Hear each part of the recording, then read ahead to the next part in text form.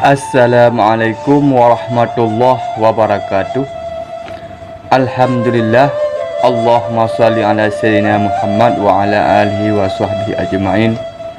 Para saudaraku yang beriman, yang berbahagia, di video ini saya akan menjelaskan tentang seorang wanita tersebut yang berzina kepada Allah berulang kali sampai puluhan kali, yang namun Allah berikan hidayah sehingga orang tersebut masuk dalam syurga Allah. Para saudaraku yang beriman, tatkala kita melakukan perzinaan, maka sungguh dengan dosa yang kita perbuat kepada Allah, maka disitulah akan terkena dampak bagi kita kemurkaan Allah. Oleh sebab demikian, apabila kita terkena dampak kemurkaan Allah, disitulah akan terbuka pintu daripada segala pintu murka, yakni neraka Allah. Oleh sebab demikian, apabila kita telah melakukan perzinaan ataupun kita belum melakukan perzinaan, jangan kita melakukan perzinaan. Jauhilah perzinaan, karena bahwa sesungguhnya perzinaan tersebut ialah perbuatan yang keji dan mungkar. Para hadirin yang dirahmati Allah, maka Al-Kisah bahwa di masa Bani Israel ternyata ada seorang perempuan yang sangat cantik, dan mayoritas daripada penduduk daerah perempuan tersebut mengenal bahawa wanita itu wanita yang baik dan cantik dan penuh pesona apabila ada seorang lelaki memandangnya. Nah, disebab karena kecantikannya dan keelokannya, disitulah terurai hawa nafsunya untuk melampiaskan hawa nafsunya kepada seluruh para lelaki untuk mendapatkan yang pertama kepuasan, yang kedua mendapatkan harta.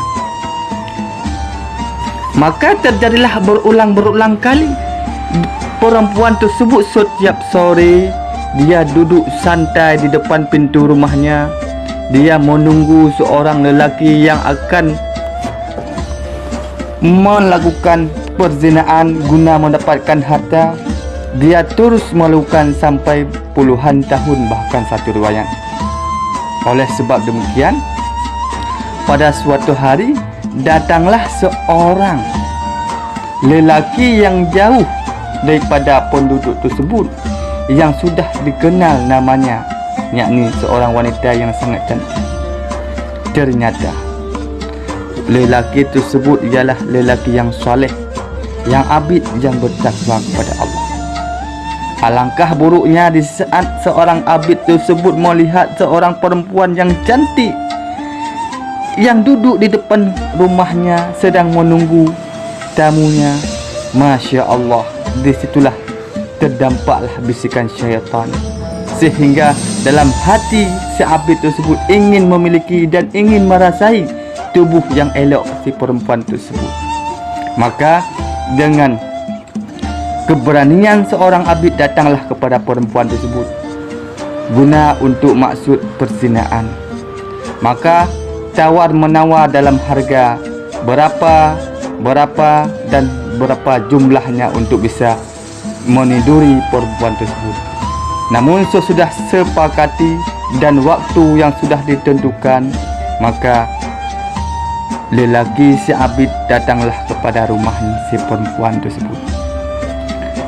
Tak tersangka dengan ilham Allah, dengan kasih sayangnya Allah, si abid yang bertakwa kepada Allah di saat ingin berzina dengan perempuan pelacur tersebut, Allah anugerahkan rasa takut yang sangat mendalam, sehingga lelaki yang mau berzina dengan perempuan tersebut maka berasa gemetar, takut dia kepada Allah. Berapa tahun dia beribadat kepada Allah, hanya dengan melakukan perzinaan ini akan hancur, akan murka Allah. Maka disitulah dia akan takut dan dia berkata kepada perempuan, ambillah uangku yang telah aku berikan kepadamu, aku ikhlaskan kepadamu, dan lepaskanlah aku, dan aku tidak berani berzina denganmu. Maka perempuan tersebut dengan melihat-melirik, kenapa lelaki ini menolak bersetubuh denganku, padahal banyak daripada lelaki-lelaki yang lain ingin bersetubuh denganku, hanya lelaki ini yang tidak mau bersetubuh denganku. Namun perempuan itu bertanya, di mana kampungmu dan siapa namamu? Maka berselang dengan berapa tahun, Allah memberikan hidayah kepada perempuan tersebut. Dia merasa teringat seorang abid itu. Dia baru satu kali ingin berzina kepada Allah, tetapi rasa takutnya kepada Allah itu melebihi. Berapa kali dia melakukan, baru rencana dia melakukan zina, dia sudah takut kepada Allah. Sedangkan aku berapa ratus kali, bahkan ribuan kali aku berzina kepada Allah, sedangkan aku tidak takut kepada Allah. Yang lebih takut aku dibandingkan dia. Maka disitulah dia memutuskan ingin bertobat kepada Allah. Lalu dia mencari si abid tersebut. Ternyata si abid yang tinggal di kampung seberang dia sudah meninggal. Kemudian dia mencari saudara daripada si abid untuk dikawinkan, sehingga terjadilah perkawinan antara saudara si abid dengan perempuan perzinaan. Nah, disitulah daripada perkawinan antara si penzina ini dengan saudara si abid, lahirlah beberapa anak laki-laki yang kemudian kelak menjadi daripada nabi-nabi daripada Bani Israel. Hanya sekian saudaraku. Apabila video ini bermanfaat, tolong di-share dan di-subscribe dan di-like dan tolong di komentar. Semoga jadilah amalan jariah buat kita. Hanya sekian. Assalamualaikum warahmatullahi wabarakatuh.